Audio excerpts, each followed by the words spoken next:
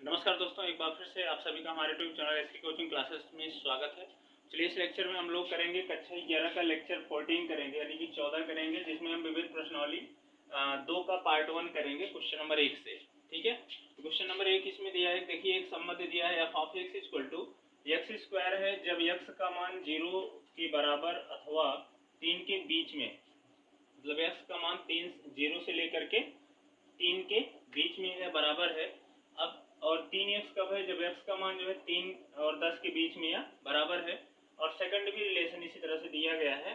और प्रश्न में कह रहा है f वाला जो है एक फलन है, लेकिन g वाला फलन नहीं है, यही हमें दिखाना है। ठीक है, तो पहला जो हमारा दिया है वो क्या दिया है?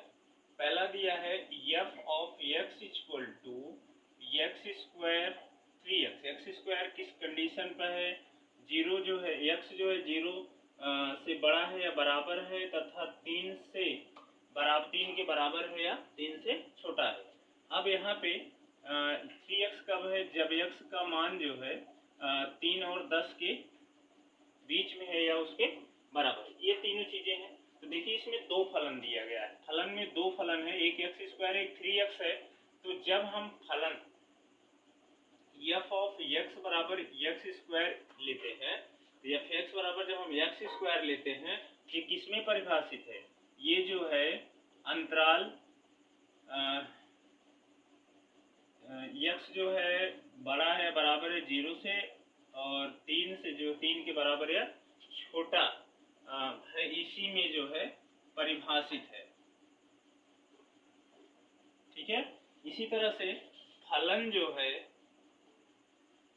दूसरा, इसी में जो फलन है 3x, ये किस में परिभाषित है? अंतराल x का मान जो है 3 से बड़ा है या बराबर है, तथा 10 से छोटा है या 10 से छोटा है 10 के बराबर है में परिभाषित है। ये दो कंडीशन दिए गए हैं, हमारा प्रश्न में दिया गया है। अब किस पर चेक कर लेंगे? हम 3 पर चेक कर लेंगे। ठीक है, 3 पर चेक कर लेंगे। तो x बराबर 3, x बराबर 3 पर f ऑफ x बराबर जब 3 रखेंगे, या कहें तो f x जो है x बराबर 3 पर f x बराबर x स्क्वायर जो है परिभाषित है। ठीक है, या x बराबर 3 पर हम ये जो दिया है, ये f of x equal to x square दिया है, इसी में x बराबर 3 पर जब हम निकालेंगे तो f ऑफ 3 कितना मिलेगा? 3 स्क्वायर, यानी कि 9 मिल गया। अब x बराबर 3 पर दूसरा जब फलन ले लेंगे तो f ऑफ 3 कितना हो जाएगा? 3 गुणा 3, तो f ऑफ 3 कितना हो गया? 9। देख रहे हैं ना, सेम आ गया। अगर ये सेम ना आता तो हम कह देते हैं फलन नहीं है। तो प्रतिबिंब दोनों सेम आ गया, तो इसलिए हम कह सकते हैं कि क्या है? फलन है। ठीक है, मतलब f ऑफ x बराबर 3 पर परिभाषित है, अतः f क्या है? फलन है। ठीक है, अब इसी में सेकंड gx दिया है, दूसरा दिया है gx, x square 3x 0, x जो है 0, x का मान जो है 0 और 2 के बीच में बराबर है। यहाँ पे सेकंड कंडीशन में x का मान 2 और 10 के बीच में बराबर है। ठीक है, तो यहाँ पर भी हम देखते हैं ये जो है फलन gx बराबर एक्स स्क्वायर, अंतराल इसमें x का मान 0 और 2 के बीच में बराबर है में परिभाषित है। इसी में दूसरा जो फलन है gx, यानी कि 3x जो है अंतराल x का मान जो है 2 और 10 के बीच में है या बराबर है में परिभाषित है। ठीक है, ये चीज तो दिया है, तो हम किस पर चेक करते हैं? 2 पर चेक करते हैं। ठीक है, x बराबर 2 पर G2 पहले हम इसमें लेते हैं। ठीक है, कितना हो जाएगा? 2 स्क्वायर यानी कि 4। x बराबर 2 पर अब हम इसमें लेते हैं G2 कितना हो जाएगा? 3 गुणा 2 यानी कि G2 कितना आ गया? 6। देख रहे हैं ना, दोनों में 2 आ गया। अगर हम इसको चित्र द्वारा दिखाना चाहें तो इस तरह दिखाते हैं, जो x का मान है 2 है और y में जो आ गया हमारा 4 और 6 आ गया। देख रहे हैं ना, इसके 2 प्रतिबिंब आ रहे हैं, इसलिए यह फलन नहीं है। यानी कि कहेंगे x बराबर 2 पर gx जो है परिभाषित नहीं है, अतः g क्या है? फलन नहीं। क्वेश्चन नंबर 2 में दिया है f of x equal to x square, तो हमें इसकी वैल्यू निकालना है। तो सबसे पहले हम जो है f ऑफ x दिया है x स्क्वायर, तो हमें क्या चाहिए? f ऑफ 1.1 चाहिए, तो इसमें 1.1 रख देते हैं x बराबर। ठीक है, तो f ऑफ 1.1 मिल जाएगा 1.1 का होल स्क्वायर यानी कि 1.1 f ऑफ 1.1 कितना आ गया? 1.21। अब फिर क्या चाहिए?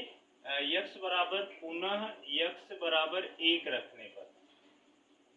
ठीक है, तो f ऑफ 1 जब निकालेंगे क्या हो जाएगा? 1 स्क्वायर यानी कि 1। f ऑफ 1 कितना आ गया? 1। तो अब हमें किसकी वैल्यू चाहिए? f of 1.1 minus f of 1 upon 1.1 minus 1। f of 1.1 कितना आ गया?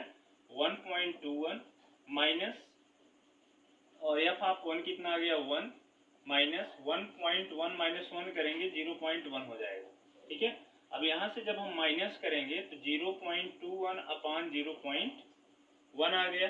ठीक है, तो यानी कि ये हो जाएगा 2.1। क्वेश्चन नंबर 3 है, देखिए इसमें f ऑफ x एक फलन दिया गया है x square plus 2x plus 1 upon x square minus 8x plus 12 का इसमें प्रांत निकालना है। ठीक है, तो ये किस रूप का है? ये जो है फलन जो है f of x equal to px upon qx के रूप का है। ये परिभाषित कब होता है? ये कब परिभाषित होता है? जब q of x equal to is not equal to 0, तब हमारा क्या होता है? ये परिभाषित होता है। तो हम इसको परिभाषित दिखाने के लिए फलन f ऑफ x को परिभाषित करने के लिए कब परिभाषित होगा? जब इसका qx जो होगा वो 0 के बराबर न हो। ठीक है, प्लस 12 इक्वल टू नॉट 0। जब इसका गुणनखंड करेंगे minus 6x minus 2x plus 12 equal to not 0, इसमें x कामन लेंगे, x माइनस 6 माइनस 2 कामन लेंगे तो x minus 6 equal to not 0। तो x minus 6 x minus 2 equal to not 0। तो जब इसको नॉट 0 दिखाएंगे तो x इक्वल टू नॉट 6 आ जाएगा और x इक्वल टू नॉट 2 हो जाएगा। ठीक है, तो क्या होता है कि ये इसका प्रांत क्या होता है? जब p बटा q के रूप में होता है ये, तो इसका जो प्रांत होता है वो r होता है। ठीक है, लेकिन इसमें क्या कह रहा है? 6 और 2 नहीं, x जो है 6 और 2 नहीं होगा, मतलब प्रांत जो है 6 और 2 नहीं होगा। तो इसका मतलब है जो प्रांत होगा वो r तो होगा, लेकिन इसमें से 2 और 6 नहीं होगा, r माइनस 26। ठीक है, समुच्चय 26 मतलब प्रांत जो है इसका रियल नंबर तो होगा लेकिन उसमें 2 और 6 नहीं होगा। नंबर 4 दिया है f of x equal to under root x minus 1, इसके द्वारा परिभाषित एक फलन है। तो इसका जो प्रांत और हमें परिसर निकालना है।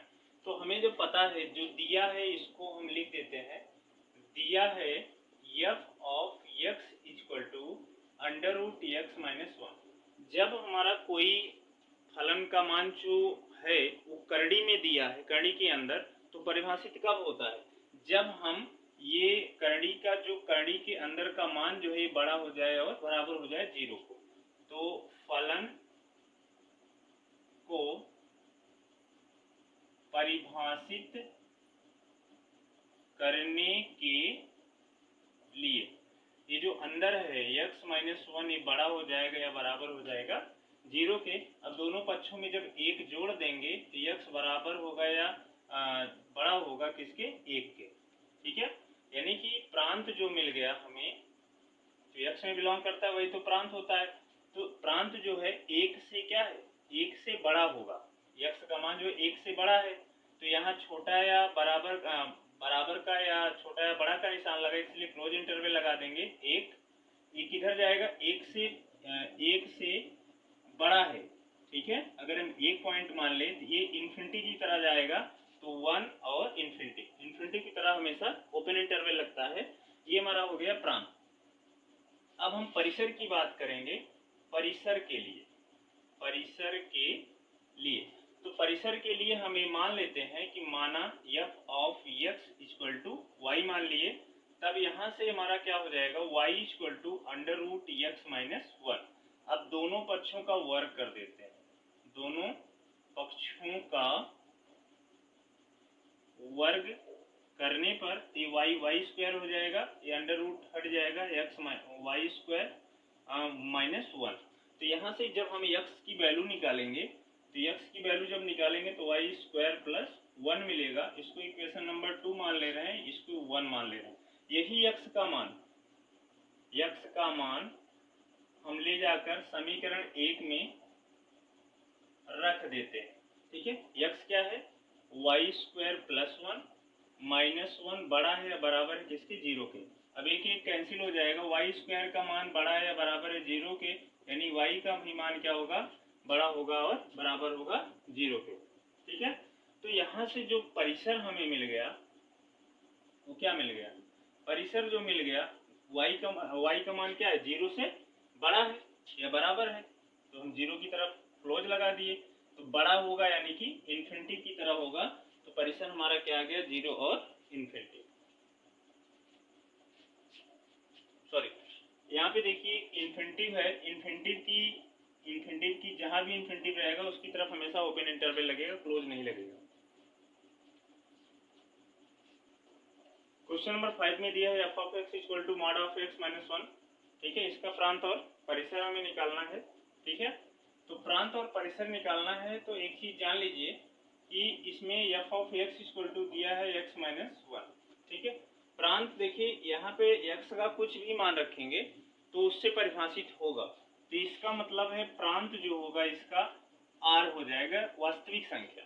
ठीक है, x का कोई भी मान लेंगे, लेकिन अगर परिसर की बात करें, ठीक है, तो परिसर की बात करें तो एक चीज जान लीजिए, जो चीज मॉड ऑफ में होता है उसका परिसर जो होता है रियल नंबर पॉजिटिव होता है और 0 होता है।